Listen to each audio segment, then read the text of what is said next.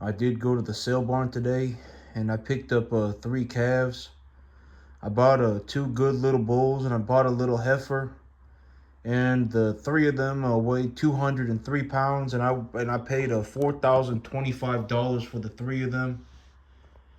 And so I'm right over budget. But the thing is, right now with the whole situation with the commodity markets, is that my whole overlook of the commodity markets right now, and also something else that kind of popped up that's kind of interesting, that might have effects on the commodity markets from what I have seen, is that I've been talking about the commodity markets, and I've been isolating the commodity markets, and talking about the what's going on with the commodity markets. Corn prices, I think corn prices are way too low. They probably will go upwards, and they will probably go upwards sometime between now and realistically by next year. And if it takes a long time, it'll be 3 years. And who knows? Corn prices may go up slowly for 3 years. I mean, I don't know, but I do think that corn prices are too low. Okay, a lot of people right now in the grain markets are getting absolutely just wrecked. Machinery costs are very high. But that and I'm not kicking anybody while they're down, and I'm not here to I'm not here to be a malicious person. I'm not here to be a whatever about it. But the whole thing, and I've always said that, you know, I don't the whole thing about being poor, and I've always said that the thing about being poor is don't normalize being poor, okay? If you legitimately go out and you look at poor people and you see what poor people are doing, and that becomes normal to you, that will become very problematic, okay? If you legitimately normalize being poor, if you normalize being poor, you're in for a doozy, all right? Being poor is not normal, okay? Very oftentimes, poor people end up poor because they have a lot of problems. All right, it's not just one singular problem. I can almost guarantee it. And if you hang around poor people, you will normalize being poor. All right, and I've always said, the whole thing about money is that money's not an opinion. Okay, and find a rich person, find somebody who does well with money, and see what they're doing. All right, nobody cares about your opinion. All right, opinions don't do anything. Okay, poor people. If you're poor, there's a very real possibility that you're not some one-dimensional problem. You're a massive pile of problems. All right, I fell out of heaven to seven. My life's a magical journey, and I'm gonna throw a Hail Mary into the middle of nowhere. And I was born with the answer, and whatever else it may be. Okay, I mean, a lot of problems. All right, a lot of problems, and I can almost guarantee it. All right, you know, poor people are not a singular dimensional problem. And if you normalize being poor, if you legitimately think that it's normal to be poor, if you take a look at a poor person and you say, "Oh, well, this poor person, whatever," if you normalize being poor, that is the worst, one of the worst things that you can do. Okay, in terms of like normalizing wealth, in terms of normalizing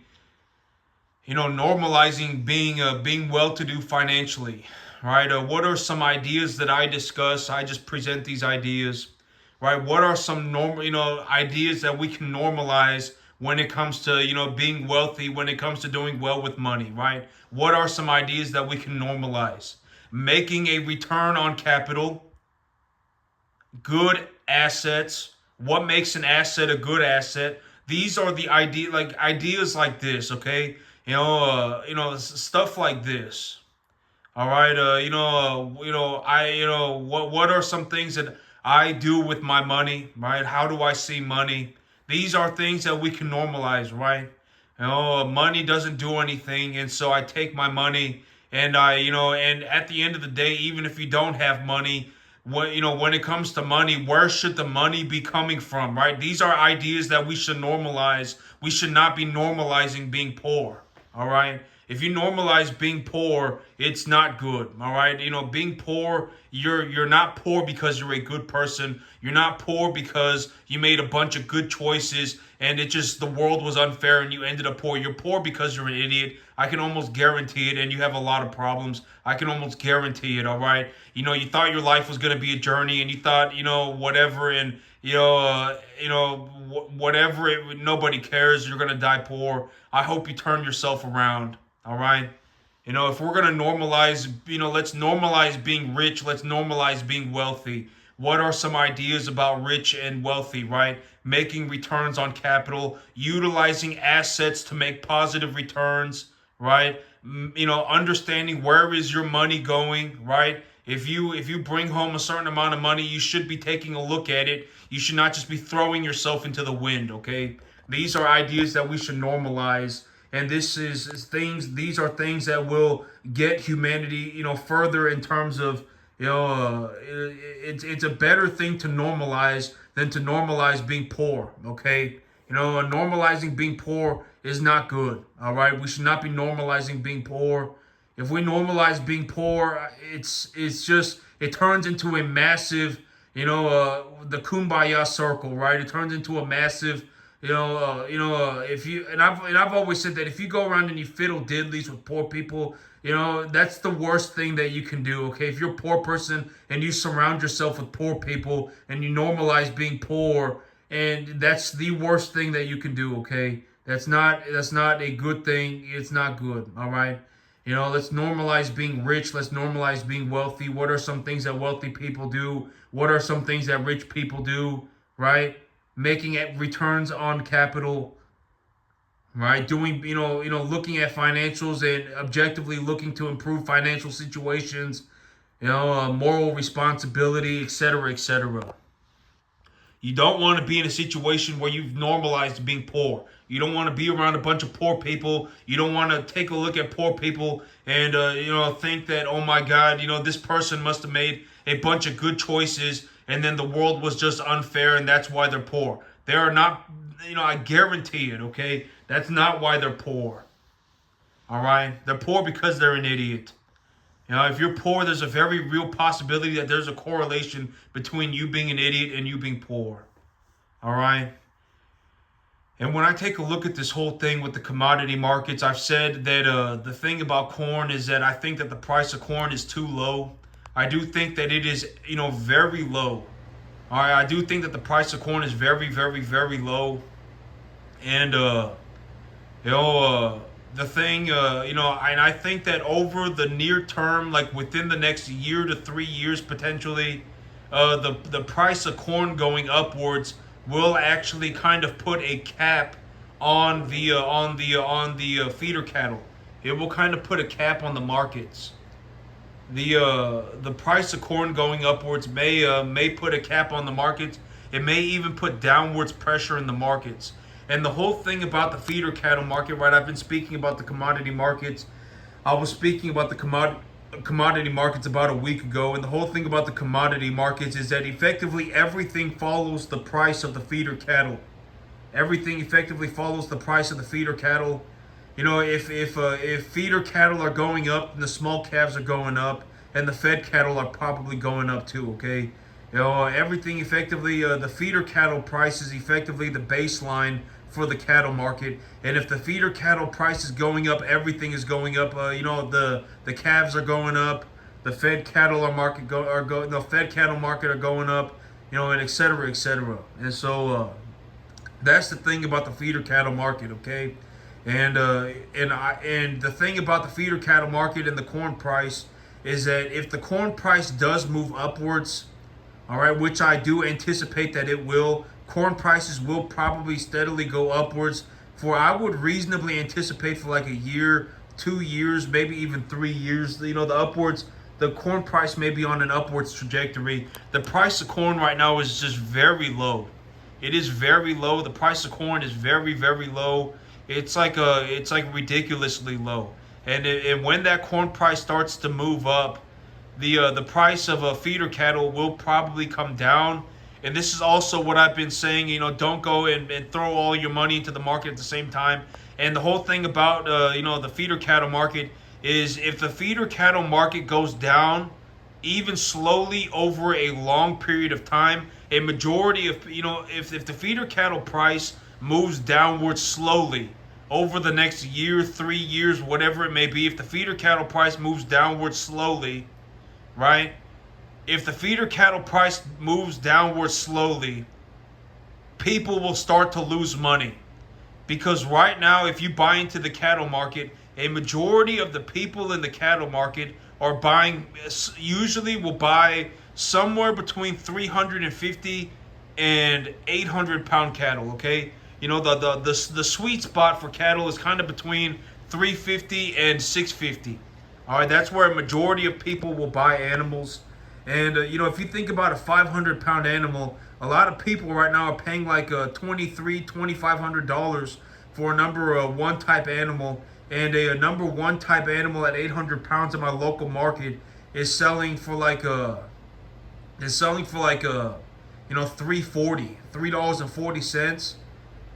And the 500-600 pound cattle are selling for like $2,300-$2,400. And so like $4 a pound, stuff like that. These 500 pound cattle are selling for like $4.50 a pound and stuff like that. $4.75 a pound. And so and these 600 pound cattle are selling for like $2,500 stuff like that. And so if there's a $350 margin, if there's a $400 margin, right?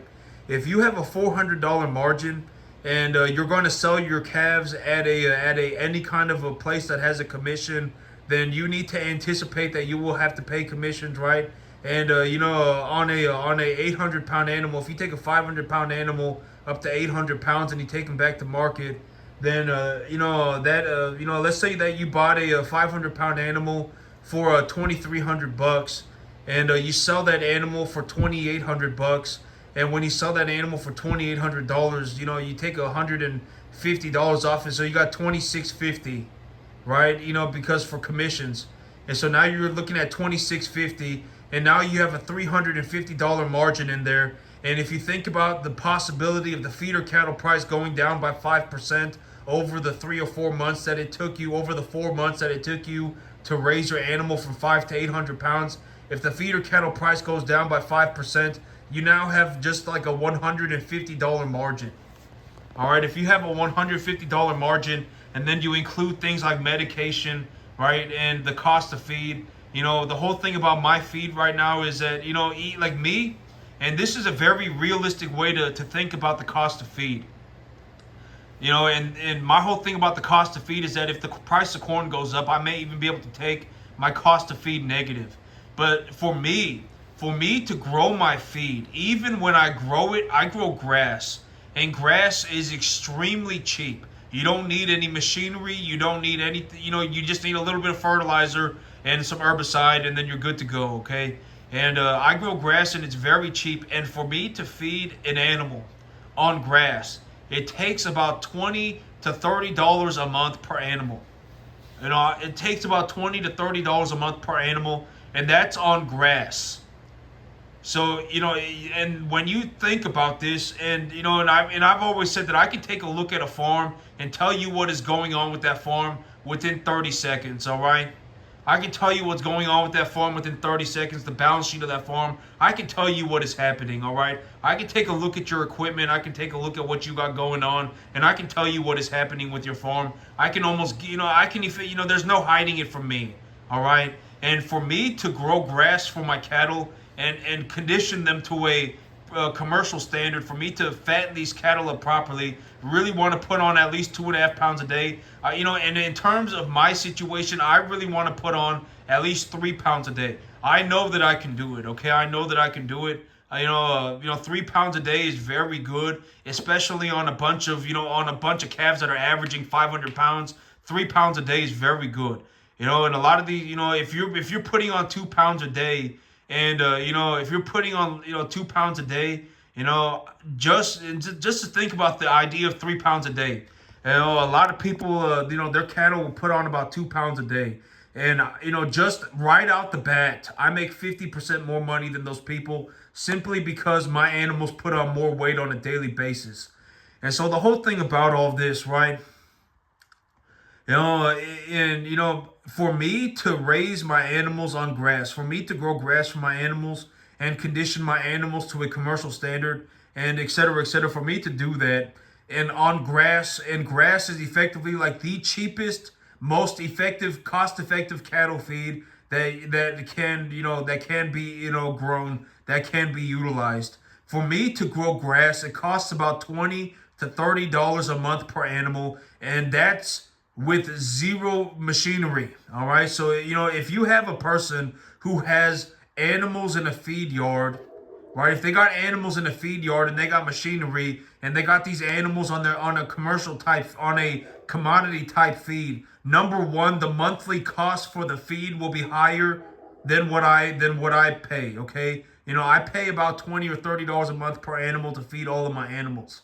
All right, that's a very reasonable estimate, and I do it with zero equipment. Effectively zero equipment. I got a truck and a tractor, and that's it. All right, and so I can, that's the whole thing about being in the feed yard business is if you are feeding a commodity type feed all the time, and you got all of this machinery, you got 18 wheelers, you got skid steers, you got all this stuff. You got all this machinery, you got all these, then all of that stuff costs money. And the money that you're paying for your corn or whatever it may be, your commodity type food, your commodity type feed, will be substantially higher than what I pay. All right. Growing grass is effectively almost free.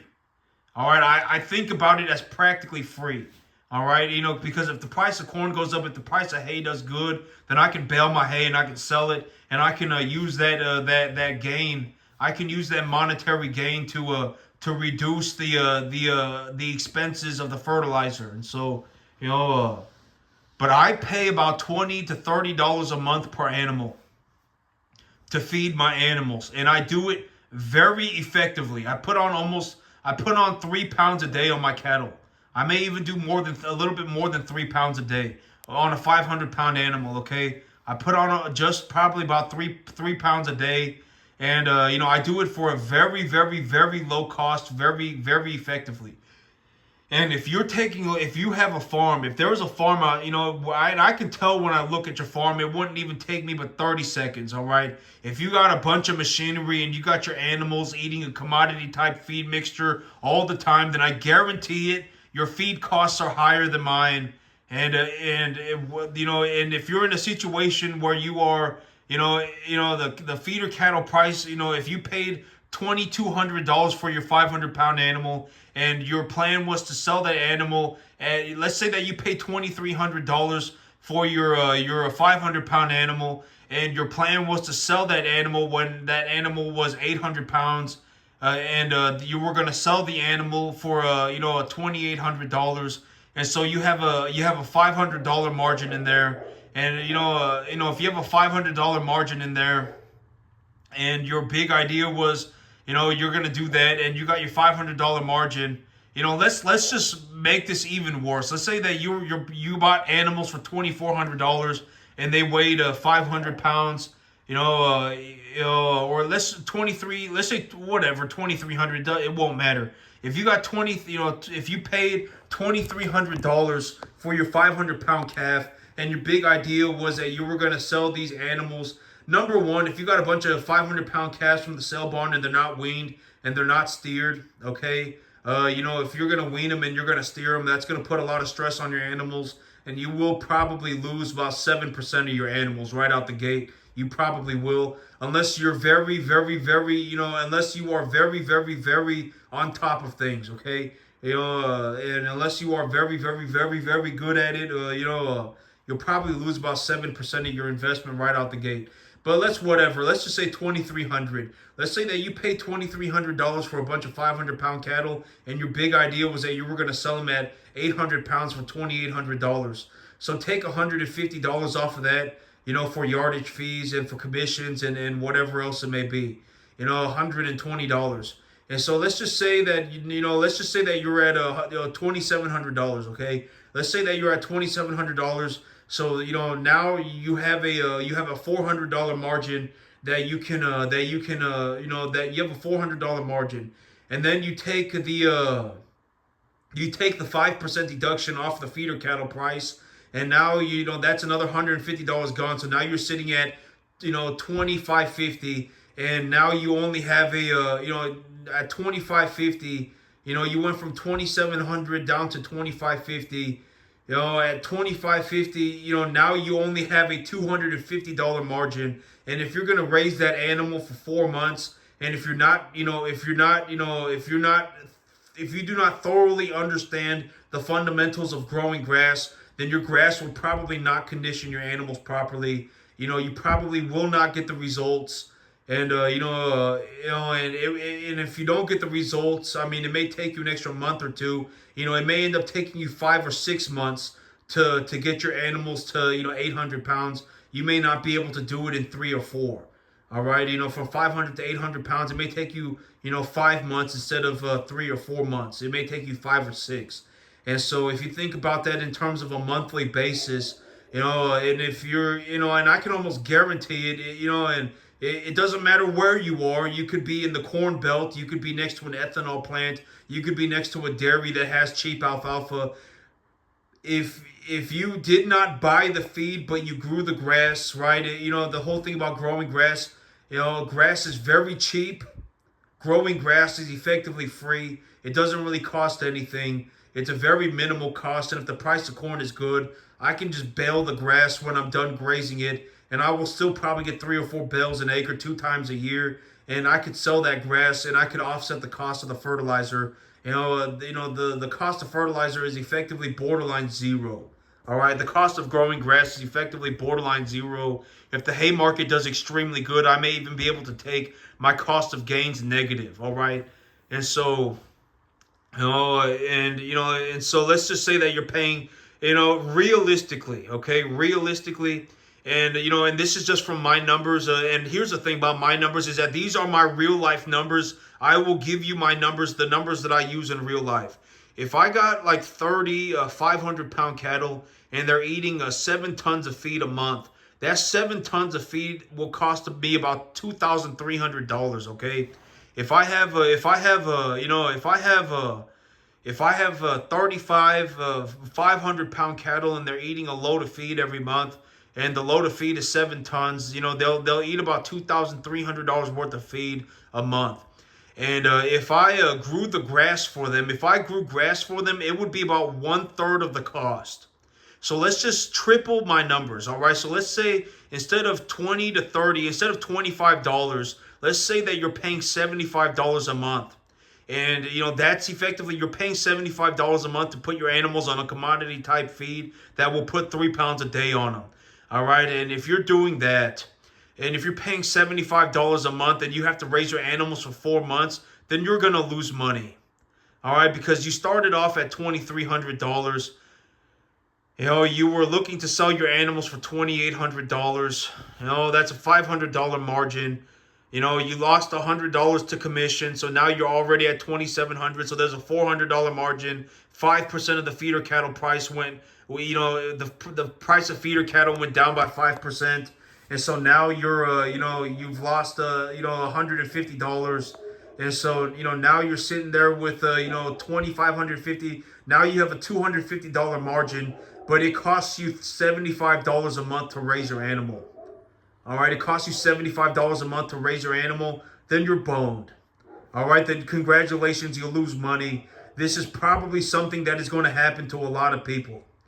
This is, downwards momentum is going to be what absolutely wrecks a lot of people. The price is irrelevant. If the price is high, everything is high. And if the price is low, everything is low. If the price of feeder cattle is high, the fed cattle are high, the calves are high. If the feeder cattle are low, then the calves are low and the fed cattle are low. All right. And if there's downwards momentum in the cattle market, then a lot of people will get absolutely wrecked. And this is also what I mean by a majority of people just simply do not make it. All right. And, this is something I talk about all the time. A majority of people end up failing. All right. And this is not funny. This is not a joke.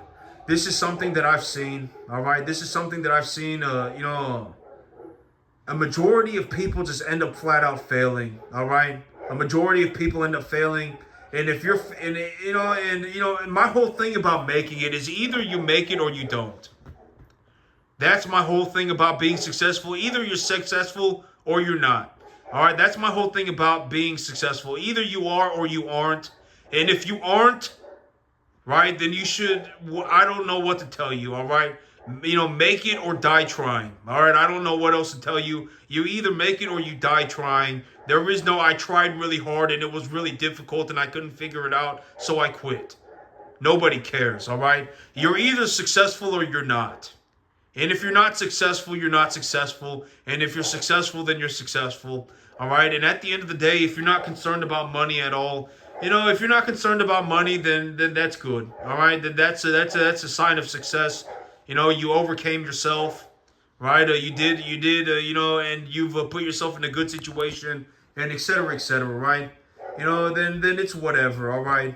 And that's my whole thing about the cattle market. I believe that, that the cattle market will move in an upwards direction over a long period of time. But over the near future, I do believe that the cattle market will go downwards. And why do I believe that the cattle market will go downwards? Because the price of corn will probably go up. And another thing that's happened recently in the markets that I found kind of interesting is that interest rates on the long end of the curve, and I've been speaking about this, interest rates on the long end of the curve are kind of getting kind of interesting. Something's going on with the long end of the bond curve for the U.S. Treasuries, and interest rates on the long end of the curve have tanked. Interest rates on the long end of the curve have gone down pretty substantially, and if the bond market, the bond market and the overall equity markets are on a counterbalance. All right, the bond market and the equity markets are on a counterbalance, and so with the bonds going, with the bond yields going lower on the long end of the curve, it will be very difficult for equities, any kind of equities, to move upwards. All right, it will be very difficult for equities to move in an upwards direction. It will be difficult and that may also. But the bond market, the interest rate on the bond, the yield on the long end of the bond curve going downwards may be a sign that the economy is slowing down.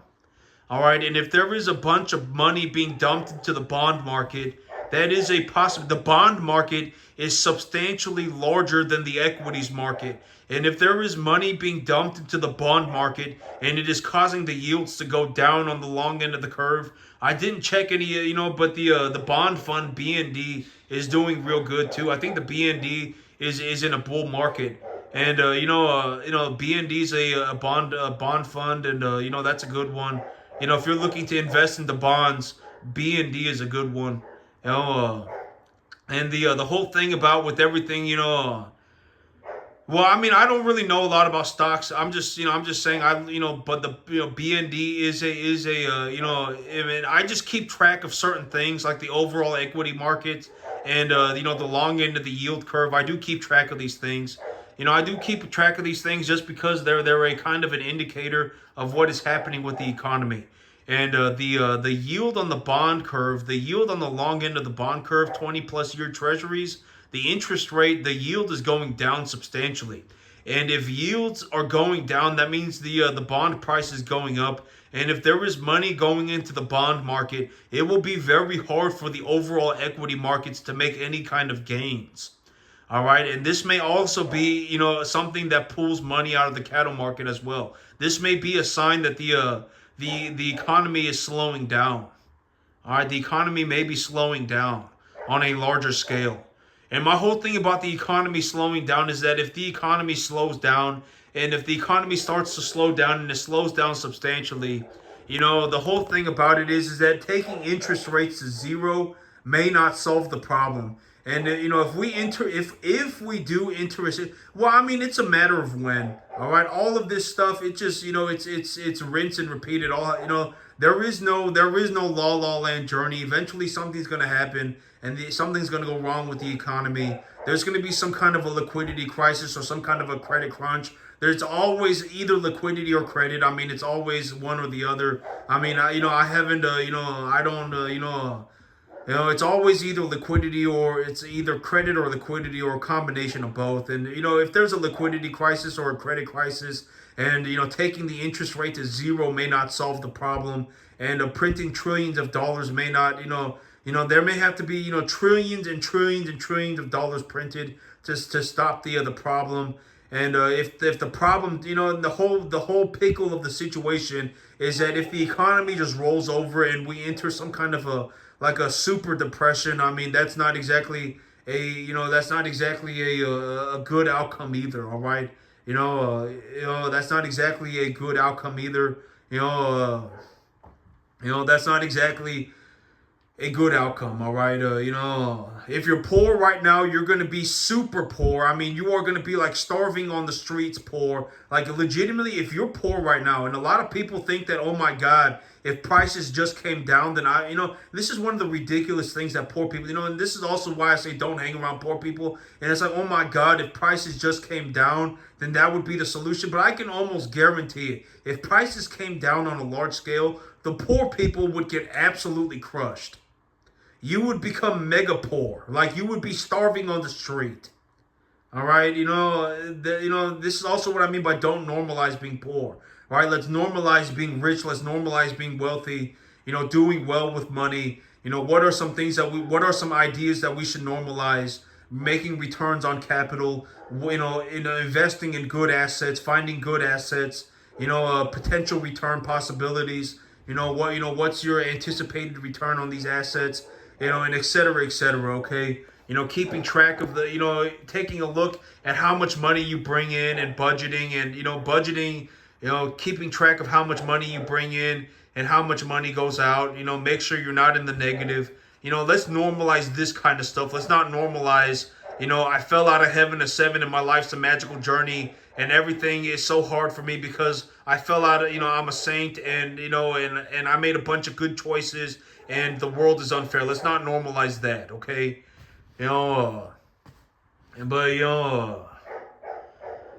With everything, that's what I see going on, okay? The long end of the bond curve, the yield on the long end of the bond curve is starting to plummet pretty rapidly. And if that does continue to happen, that could be a sign that the economy is starting to roll over. And that may also put downwards pressure on the feeder cattle market as well, okay? Don't put all of your money into the cattle market at the same time. Just understand, that we may be on a downwards trajectory in the cattle markets. Sometime, over the next 3 years, it may happen. But just remember that over the long term,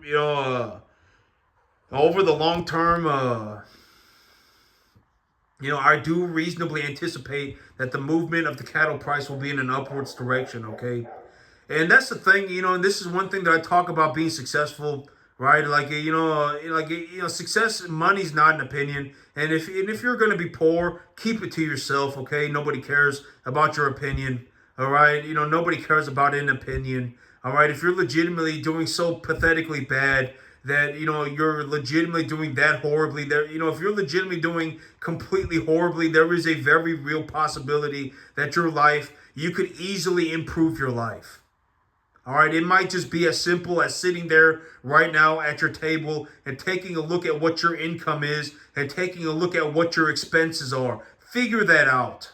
All right, see where all of your money is going, and see how much money you're bringing in and see how much money is going out.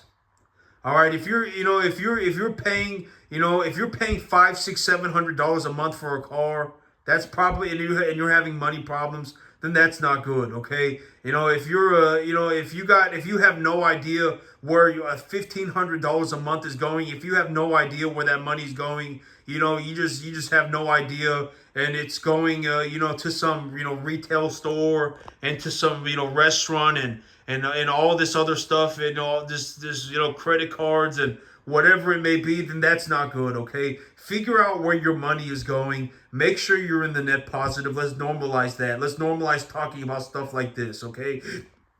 Let's normalize being rich. Let's normalize doing well. Let's not normalize being a bunch of worthless losers, okay? Because if we start to normalize being a worthless loser, if you start to normalize what it's like to be a worthless loser, then that's not good. Let's normalize doing well for ourselves. Let's normalize, moving in a positive direction. Let's normalize, let's normalize more beneficial things. Then I fell out of heaven to seven, and my life's a magical journey, and I made a bunch of good choices, but life was hard, and everything's unfair. All right, let's not normalize that. Let's normalize more beneficial, more productive things.